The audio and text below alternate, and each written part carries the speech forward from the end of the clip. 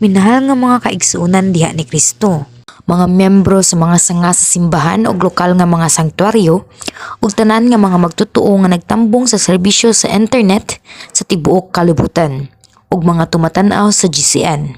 Sa miaging sesyon, gipasabot nako ang bahin sa mga selot nga nadawat sa mga bata kung sila namatay nga wala makadawat sa kaluwasan ug moadto sa ubos nga lunganan. Ang gagmay nga mga bata makahimo og medyo gamay nga mga sala.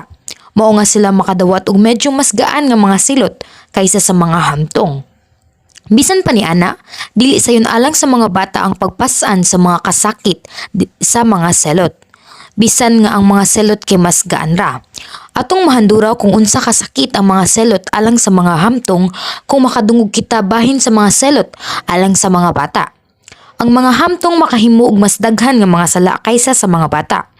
Nagkinabuhi sila sa mas taas nga yugto sa panahon ug nabulingan sa mga sala nga labi pa nga daotan ug nagdugang og mga daghang mga sala. Busa, sumala sa balaod sa hustisya, makadawat sila og mas bugat nga selot kaysa sa mga bata. Ang mas bugat nga mga sala nga nahimo sa usa, mas bugat sad ang selot nga iyang madawat. Kini kay usa ka espirituhanon nga balaod nga nag-ingon diha sa Galatia kapitulo 6 bersikulo 7. Bisan unsang igapugas sa tao, kini usab iyang anihon. Si Jesus miingon sa Juan kapitulo 5 bersikulo 29, katong maayong binuhatan mabanhaw ug mabuhi sa dayon, ug kadtong daotag binuhatan mabanhaw apan silutan. Sama siyang giingon, kadtong nagbuhat sa daotan silutan ug moadto sa impyerno kung matapos na ang ilang kinabuhi. Ug usab, ang Isaiah kapitulo 3 bersikulo 11 kinag-ingon, apan alaot ang daotan, dili maayo ang ilang dangatan, kay buhaton usab nganha kanila ang ilang nabuhat. Busa, sama sa ubos nga lubnganan, ang mga tawo kay makadawat og laing-laing matang sa mga selot, sumala sa kabugat sa ilang mga sala. Kung ang mga hamtong kay mamatay ug moadto sa ubos nga lubnganan, makadawat sila og upat ka laing-laing klase sa mga selot diha sa kinatibuk-an. Kadtong maluwas ug moadto sa langit kay moadto sa paraiso, ang unang gingharian, ikaduhang gingharian, ikatulong gingharian o bag-ong Jerusalem sumala sa pagkabalaan ug sa ilang pagkamatinud-anon nga nakabot. Sa sukwahi, kadtong wala maluwas kay makadawat sa unang lebel, ikaduhang lebel, ikatulong lebel ug ikaupat nga lebel sa mga silot diha sa ubos nga lubnganan sumala sa kadako sa ilang mga sala. Sugod karong adlaw, ipatin-aw ko kaninyo ang mahitungod niining upat ka laing-laing lebel sa mga selot. Giawhag ko ikaw sa paghimo sa imong hunahuna sa makausap pa samtang maminaw sa kini nga mensahe. Kung kamo sa bisan unsa nga higayon sa gihapon nagpuyo sa inyong mga sala, ako nag-awhag kaninyo sa pagbalik ug sa pagpuyo diha sa kamatuoran. Kung gibalaan nimo ang imong kasing-kasing nga matinud-anon, giawhag ko ikaw nga dumtan ang daotan, labi pa og isalikway ang tanan nga mga dagway sa daotan ug magpayo diha sa kamatuoran nga hingpit. Sa pagbuhat niini, ako nagampo sa ngalan sa Ginoo nga kamo mouswag ngadto sa usa ka mas maayo nga langitnong puloy-anan ug makadawat og dugang pa nga mga ganti. Minahal nga mga igsuon ni Kristo, ang mga selot sa ubos nga lubnganan gikategorya sa upat nga lebel sumala sa kadako sa kasakit. Ang kasakit kay mahimong mas dako samtang ikaw moadto gikan sa unang lebel ngadto sa ikaduha, ikatulo ug ikaupat nga lebel. Ug usab, sa parehas nga lebel, adunay laing-laing mga klase sa mga selot. Makadawat silang mga selot sumala sa ilang gipugas ug unsa ang ilang mga binuhatan ug ang kagrabi sa kasakit kay managlahi ra. Sumala sa espiritual nga balaod din atong anihon ang atong gipugas, ang matag usa kay mobayad sa bili sa iyang mga sala nga walay bisan gamay nga kasaypanan. Kadtong nakahimo og mas gaan nga mga sala kay makadawat sa selot nga una o ikaduhang lebel. Pananglitan, adunay pipila ka mga tawo nga giisip nga malumo og buotan sa ilang kinabuhi. Apan namatay nga wala modawat kang Hesukristo. Niining nga kasuha, hatagan sila og higayon nga sa paghukom sa konsensya, pinaagi sa kaluoy sa Dios. Aron sila maluwas, pinaagi sa ilang konsensya. Apan kung sila dili moagi niini nga paghukom sa konsensya, sila kay dili maluwas. Ang maong mga kalag kay makadawat ni adtong medyo mas gaan nga mga selot. Apan unya, nganong dili man sila makadawat sa kaluwasan, bisan tuod sila na kinabuhi sa medyo maayo nga kinabuhi. Bisan pag ikonsidera sila nga maayo, ang nga mga tao diha sa kalibutan, maayo lamang kini sa mga mata sa tao. Ang panultihon kapitulo 14 bersikulo 12 kay nag-ingon, ang dalan nga gituuhan mong husto, usahay mo hatod nimod ngadto sa kamatayon. Ug usab ang panultihon kapitulo 16 bersikulo 2 kay nag-ingon, ang tao nagunahuna nga husto ang tanan niyang gibuhat, apan ang Ginoo maoy maghukom niini. Kung atong susihon pag-ayo ang mga unahuna ug mga buhat sa mga tao diha sa paglantaw sa Dios, kinsa mao ang kaayo, gugma ug kamotuoran mismo, kay adunay daghang mga daotan ug dili tinuod sila nga mga butang.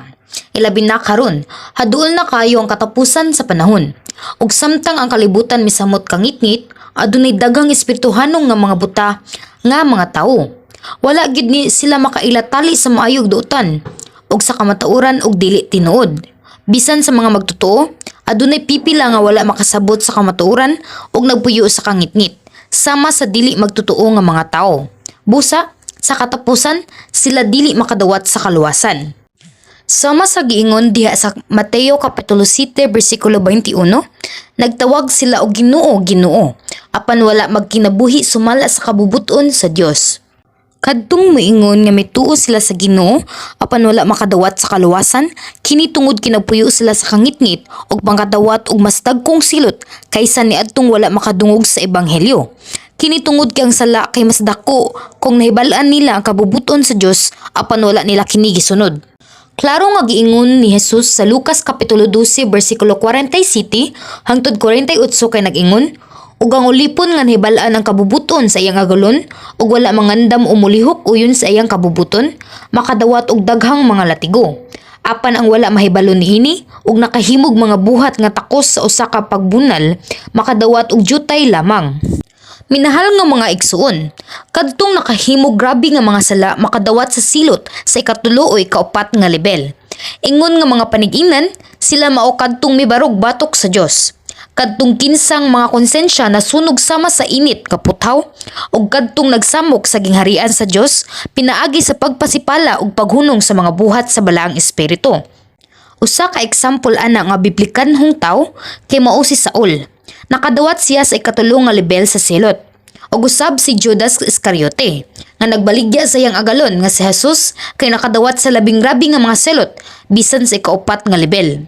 Karon, tuguti ako nga maghiskot bahin sa upat ka level sa silot sa detalye.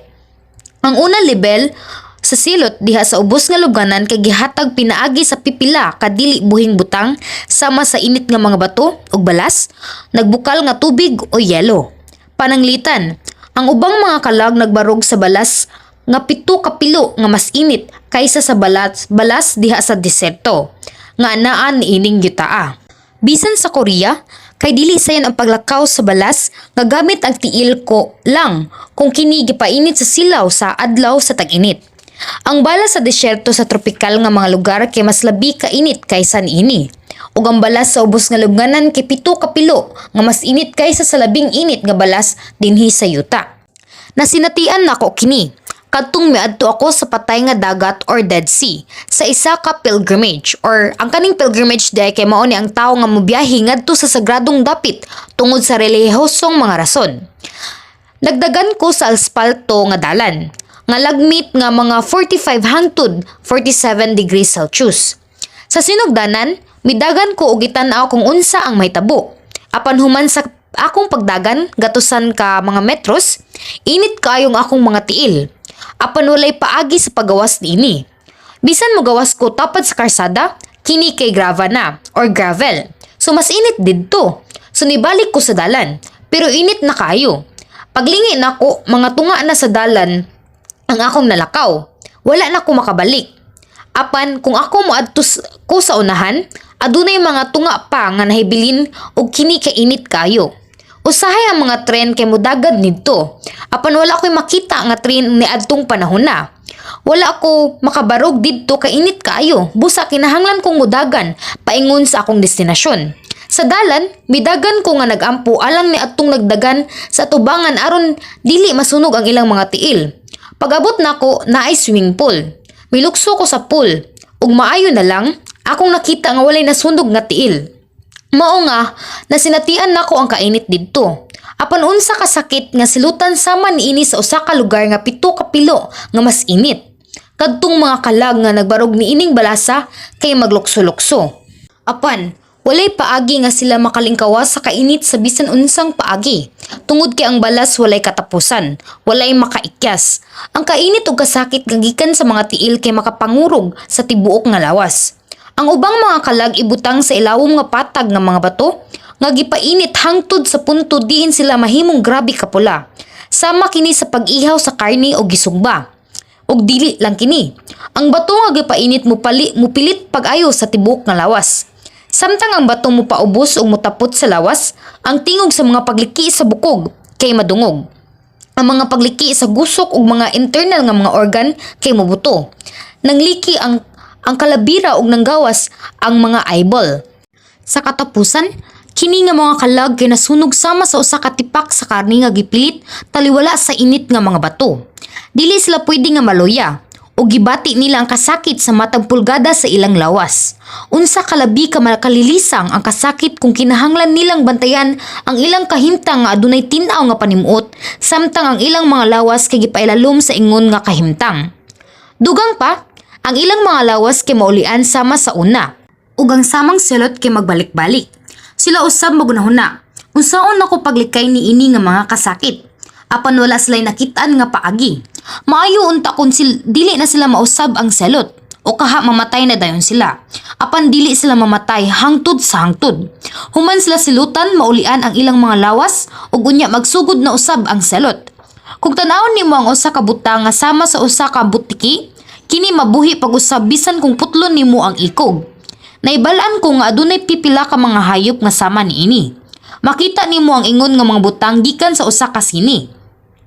Ang usa ka langyaw kay miabot aron sa pag-atake sa yuta ug sila giputol pinaagi sa usa ka kutsilyo ug ang ilang samad kay dali nga naayo ug ang mga tawo kay gipusil kini ug ang lawas niini kay gitusok. Apan kini dali nga nabag-o. Ang uban kaninyo tingali nakakita niini gikan sa usa ka salida. Sila usab magunahuna. Unsaon ako paglikay niini nga mga kasakit? Apan wala sila'y nakitaan nga paagi. Gawas pa niini, adunay walay katapusan nga kasaba or noise ug paghupaw sa mga kalag nga anaa sa nagbukal nga tubig o kinsa naghigda sa bugnaw nga yalo. Kini ang mga selot sa unang level nga medyo gaan ra. Ang ikaduhang level nga mga selot diha sa ubos nga lungganan kay gipahamtang sa buhi nga mga butang sama sa mga insekto, langgam o mananap. Pangpaakon sila sa mga insekto o gisuyop ang ilang mga dugo o gikunis-kunis o gituktok sa mga butang nga adunay mga porma sa mananap o langgam. Ang paraon nga mibarog kang Moses nga tawo sa Dios nagdawat og silot sa kani nga level. Ang mga silot nga iyang nadawat medyo mapintas diha sa ikaduhang level. Duol kini sa kasakit sa selot sa ikatulong nga level. Diha sa basahon sa Exodo, sa daang tugon, atong makita nga si Moses nakadawat sa sugo sa Dios nga paggiya sa katawan sa Israel ngadto sa Kanaan. Si Moses miadto sa paraon, ang hari sa Ehipto ug mihangyo kaniya sa pagpalakaw sa mga anak sa Israel. Apan sa ang paraon wala motugot niini. Kini tungod kay dako ang kapildihan alang kanila ang pagpalakaw sa ilang mga ulipon, ang mga anak sa Israel. Nagtukod sila dagkong mga syudad pinaagi sa paggamit og mga ulipon. Kung wala ang mga ulipon, imposible kini. Tungod kay ang paraon wala modawat sa kabubuton sa Dios, ang napulo katunglo kay midangat diha sa Ehipto. Ang Nilo or Nile River kay nahimong dugo, og didto ang mga tunglo nga mga baki, mga tagnok ug mga langaw. Adunay usab mga makakamatay nga mga hubag. Ang mga tunglo midangat diha sa yuta, lakip ang mga tunglo sa ulan nga yelo ug mga dulon. Matag higayon ang paraon misaad sa iyang palakton ang mga Israelita aron nga makalikay sa hampak sa makadiyot. Apan matag higayon kay iyang gilapas ang iyang mga saad. Mas gilutos niya ang katawhan sa Israel. Nakita niya ang mga buhat sa Dios. Nakita niyang napulo katunglo. Nakita niyang ilhanan ug mga katingalahan ug mga gahom sa Dios. Apan mibarog siya batok sa Dios. Natural lang nga mahulog siya diha sa impyerno. Sa katapusan, nangamatay ang tanang panganay sa Ehipto. Ang tanang panganay sa matag panimalay ug kahiyupan kay nangamatay. Lakip na ang kamagulangang anak nga lalaki ni Paraon. Anha lamang gibuhian ni Paraon ang katawhan sa Israel. Apan sa wala madugay na usab ang iyang unahuna pag-usab og gipadala ang iyang kasandaluhan sa pagukod sa mga anak sa Israel. Niining panahona, gibahin sa Dios ang pulang dagat, pinaagi kang Moses, og ang katawhan sa Israel mitabok sa pulang dagat nga nabagtas. Ang kasandaluhan ni Paraon nga nagsunod kanila gilubong sa pulang dagat, samtang ang tubig sa dagat mitak-op pag-usab.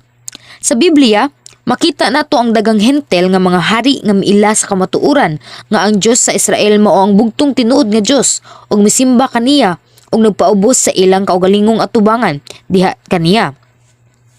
Apan ang Paraon, ang hari sa Ehipto, wala mag-usab sa iyang matiga nga kasing-kasing hangtod sa katapusan bisan human niya na sinati ang dakong gahom sa Dios kapin sa 10 ka beses.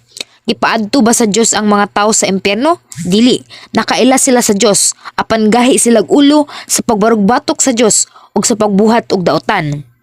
Sa tuig nga akong giablihan ang simbahan, gipakita sa Dios kanako ang impyerno. Dili ang ubos nga lubnganan kun dili ang impyerno. Kung moadto ka sa Japan, makita nimo ang lava nga nagbukal. Apan sa maong dapit nga mao ang impyerno, ang mga liog ug dughan lamang sa mga tawo ang nanggawas ug sila nagantos didto. Gipadayag nako nga mura silang mga tawo nga nagsayaw sa mga nightclub ni adtong panahona. Tungod sa dili magwantas nga init, ilang gikunis-kunis ang ilang mga lawas. Gipakita sa Dios kung unsay mahitabo ni adtong mahulog sa impyerno human sa katapusang paghukom. Ang iyang gipakita kanako kaniadto kanunay nga anaa sa akong hunahuna. Busa, bisan unsa nga ang akong gipangbuhat sa sinugdanan niini nga simbahan, ako kanunay nagunahuna sa Dios una. Gisusi nako kung supak ba ako sa kabubuton sa Dios ug kung kabubuton ba kini sa Dios o dili. Dili gayud ako makahunahuna sa pagsupak sa kabubuton sa Dios.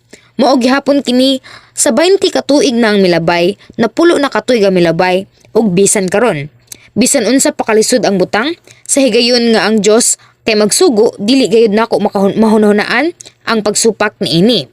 Buhaton nimo kana kung ikaw tinuod nga nagtuo sa Dios. Dugang pa, tungod kay ang mga sala ug pagkadaotan mo patigbabaw sa katapusan nga panahon, ang bisan ang mga magtotoo kay makasala og moadto sa impyerno, ang Dios nagtrabaho aron ako mag-publish sa libro nga mga impyerno. Kung makasala ka bisan pagkahuman nabasa ang libro nga impyerno, kinahanglan nimo pangatan-on ang imong kaugalingon kung gihugugma ba nimo ang Dios o nagtuo ka sa Dios. Kinahanglan nimong susihon kini. Kung tinuod nga nahigugma sila sa Dios, tumano nila ang Dios bisag unsa pa isulti sa Dios. Kung tinuod ka na nga mituo sa Dios o nagtuo ka nga dunay impyerno, dili gyud nimo buhaton ang mga butang nga makapahulog kanimo diha sa impyerno. Dili ka gayud magbuhat sa mga buhat sa unod nga motutol kanimo ngadto sa kamatayon. Kung nahibal-an nimo ang katahom sa langit, adunuhan nimo ang imong kaugalingon ingon nga usa ka pangasaunon aron makaadto sa mas maayong lugar didto sa langit. Tungod kaniya, ang tibok nasod sa Ehipto na himong binayaan ug siya mismo nawad-an sa iyang unang anak nga lalaki. Ang iyang kasundaluhan hingpit nga nalaglag usab. Karon usab, daghang mga tawo ang nagpatiga sa ilang mga kasing-kasing ug dili mo dawat sa Ginoo kung makadungog sila bahin sa gahom sa Dios. Bisan pa kung sila makakita, makadungog ug makasinati sa gahom sa Dios mismo, sila dili mo talikod sa mga sala. Dugang pa, tungod kay kamo makakita, makadungog ug makasinati sa mga timailhan, mga kahibulungan ug mga buhat sa gahom sa Dios bisan og gamay human kamo may pasakop niini nga simbahan, walay usa kaninyo nga makaingon nga kamo dili makatuo. Ang Biblia nag-ingon nga bisan sa pagtan-aw sa tanang butang diha sa kalibutan, imong mahibaluan ang pagluntad sa gahom ug pagka-Dios sa Dios. Busa, baka kung maingon ka nga wala ka mituo tungod kay wala ka kahibalo. Evolusyon? Paglalang? Sama sa akong giingon sa dihang magwali ako bahin sa Dios nga mambubuhat, kita adunay duha ka mata, usa ka ilong, duha ka lungag o buhi sa atong mailong, usa ka baba, duha ka dalunggan, kamot ug tiil, ug ang ilang mga posisyon man nagsama bisan unsa pa ang mga lahi or race o nasod sa mga tao. Ang tanan adunay iyang ilong sa tunga sa nawong. Bisag unsa kataas ang ilong sa elepante, aduna sila'y duha ka lungag or buho sa ilong. Ang tanang matang sa mananap, tanang matang sa langgam, tanang matang sa isda adunay duha ka mata, usa ka ilong, duha ka buho sa ilong, duha ka dalunggan ug usa ka baba. Bisan unsa nga mosulod sa baba kay magawas sa atong anos or lubot. Ang lalaki ug babayi kay nag-uban og nahimong nagsabak sa usa ka kinabuhi. Sa unsang paagi nga silang tanan parihas nga nabag-o. kini walay pulos. Ug bisan pa sila nagiskot bahin sa ebolusyon, dili nila ikalimod nga ang labing gamahanang Dios ka mangbubuhat, nagdisenyo ug naglalang niining tanan nga paagi. Bisan pinaagi sa pagtan-aw niining usa ka butang ang probidensya sa kinayahan. Apan, ang mga tao nagdumili gihapon sa Dios ug nagtuo sa ebolusyon pagka makaluluoy nila. Kung dili sila maghinusol apan mobarog batok sa Dios hangtod sa katapusan, dili sila makalikay sa magkalaing-laing matang sa mga tunglo nga moabot sa ilang mga pamilya, trabahoan ug uban pa. Mahimong makaingon ka nga nakita ni Paraon ang mga buhat sa Dios sa unsa nga paagi nga siya makahimo sa ingon nga pagkadautan. Karon, tan-awa ang imong kaugalingon. Kamo nakadungog sa pulong sa Dios sa niini nga simbahan, ug kamo nakasaksi sa mga ilhanan, mga katingalahan ug mga gahom sa Dios. Apan giunsa man nimo nga ikaw nagkinabuhis nga supak sa kabubuton sa Dios ug nakabuhat og mga sala. Bisan pa ang mga sala nga nagdala kanimo ngadto sa kamatayon. Unsa kalainan nimo kang Haring Saul? Sa katapusan, sila mahulog sa ubos nga lubnganan, sama sa Paraon ug makadawat sa makalilisang nga mga selot. Nagbasol ko sa paghatag ni ining impyerno nga sermon. Gisugdan nako kini pinaagi sa inspirasyon, apan lisod kaayo ang pagsangyaw bahin sa impyerno. Dili ko gusto nga magwali sa impyerno, tungod kay ang uban kaninyo mahimong magantos. Apan walay rason nga magantos ka kung mutuo ka sa gugma sa Dios o musalig sa langit.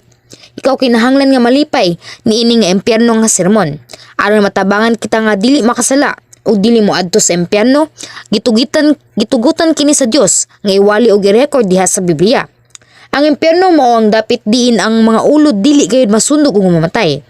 Ang atong Ginoo miingon, usa kini ka dapit diin ang mga kalag dili mamatay kun dili magantos hangtod sa kahangturan. Unsa ka kapag kapamasalamaton? Tungod kinagwali ako sa impyerno aron dili ka moadto sa impyerno.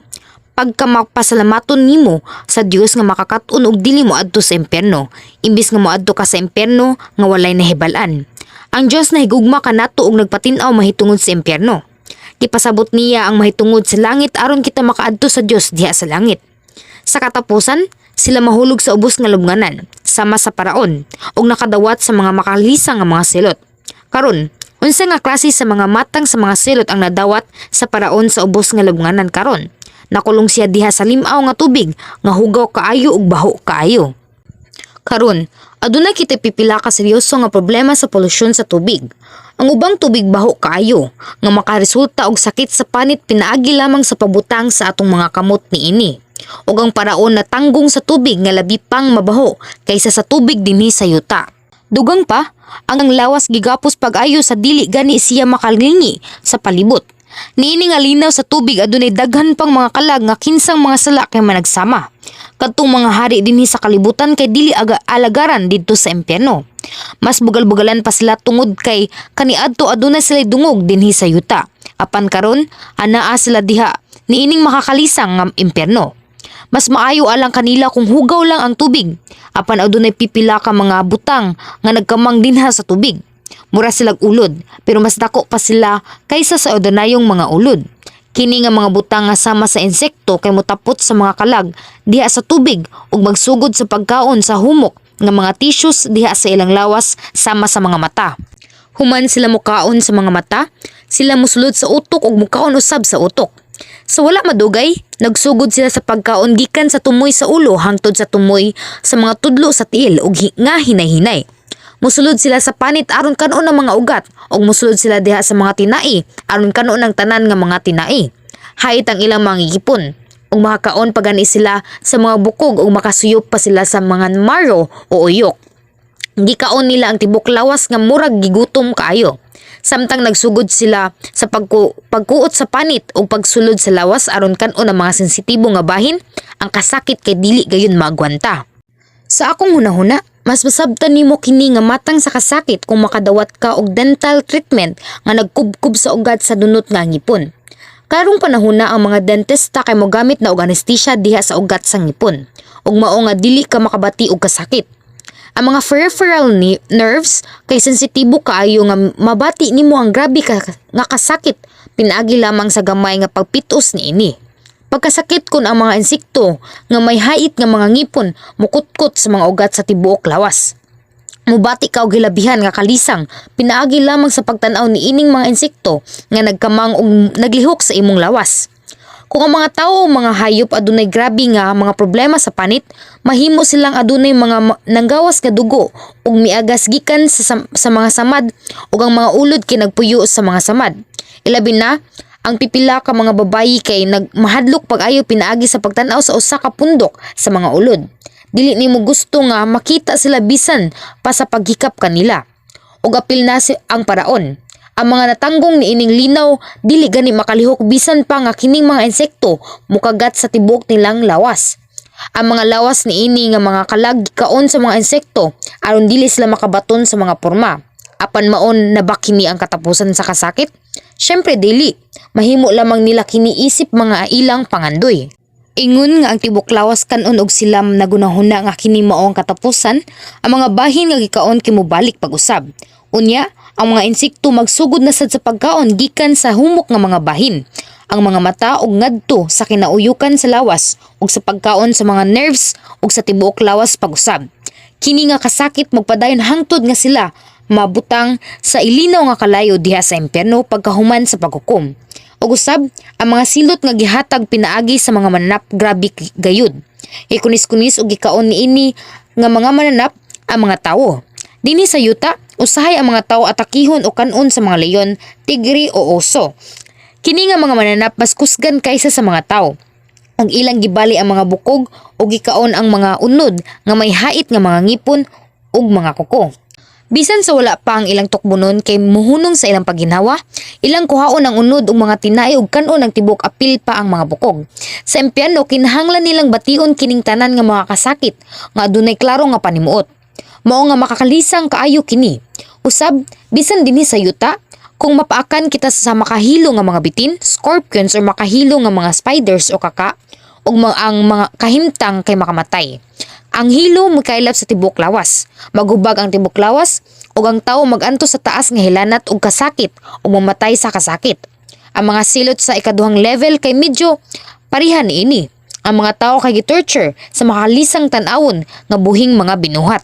Sa ikatulong nga libel sa ubos nga lubnganan, ang mga silot gihatag mismo sa mga mensahero sa impyerno. Akong hisgutan kini sa sunod na nga sesyon. Nahibalaan ba nimo kung ngano nga gipasabot sa Dios ang langit ug impyerno sa niini nga simbahan diha sa katapusan sa panahon? Kini tungod kay gusto niya nga mag-ebanghelyo sa kalibutan piniagi niini nga simbahan o magtukod sa dakong sanktuaryo pinaagi niini nga simbahan. Dugang pa, kini nga simbahan nagpakitag mga ilhanan, mga katingalahan ug mga buhat sa gahom nga nasulat diha sa Biblia. Ikaw mismo nakakita, natandog ug nakasinati niini. Mao nga makatuo ka nga ang libro sa mga impyerno gihatag kanimo piniagi niini nga simbahan. Og kini nga libro sa daghang uban pang mga lengguwahe giapod-apod sa daghang mga nasod diha sa kalibutan. Ang mga tawo nagpadala og sulat pasalamat human mabasa kining librohas nga impyerno. Mingon sila, "Salamat kaayo. Kung wala kini nga libro, nahulog unta sila diha sa impyerno human magkinabuhi sa malisod nga Kristohanong kinabuhi." Mapasalamaton sila tungod kay sila nahimong mainiton ug matinud-anon ug nagkinabuhing makugihon sa Kristohanon kinabuhi human sila nakabasa sa libro nga impyerno. Kamong tanan nagpasalamat di ba?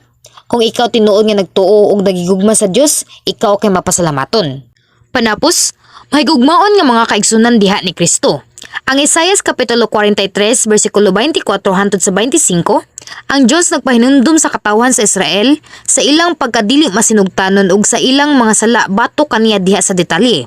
Kini nag-ingon, "Wala mo ako halarig insinso o gitagbaw sa tambok sa imong halad sinunog.